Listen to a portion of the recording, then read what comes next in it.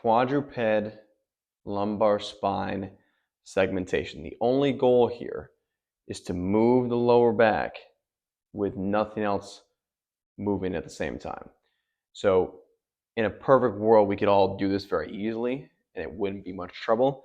But I'm gonna bet this is gonna be one of the more difficult drills we do, primarily because I'm asking you to move only 5 segments, and I'm gonna try to ask you to move them individually. It's probably not gonna happen the first time. That's not the point. The point is that you try and you slowly try to teach your brain what can move and what can't, and then over time it gets a little bit better each time you do it. This is very similar to trying to find some cell signal in the sticks in Montana. Okay, you know what you want to do. You know you want to make a phone call. You know what it takes to get there, but there's no communication between your phone and a cell tower. Same concept here. Most people have no idea what their low back looks like in their head. There's no connection. There's no contraction available. There's no signals at all. So what we're starting with is trying to just move that lower part of your spine and nothing else.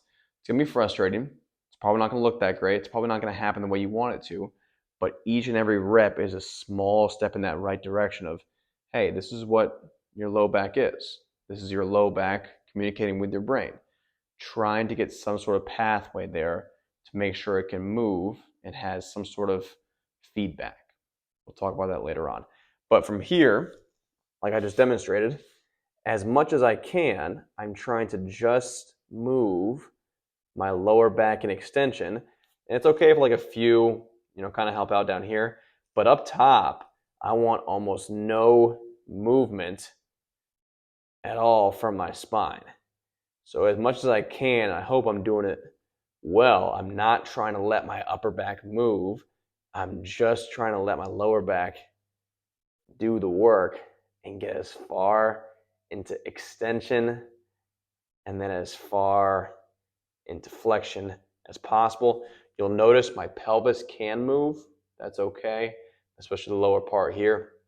You're not going to get motion out of the very lowest part of your spine without your pelvis moving. So here I'm thinking about tilting my pelvis back and up, kind of sticking my butt up in the air as far as I can.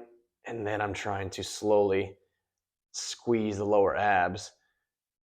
So I'm allowing my pelvis to tuck under, trying to round my low back as I go. If you're not sure if you're doing it right, a couple options. 1, mirror.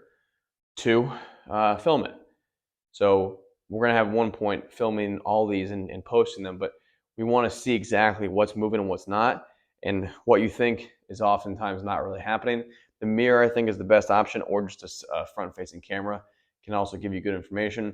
I would recommend doing these shirtless as well so you can see better feedback on the actual camera or mirror.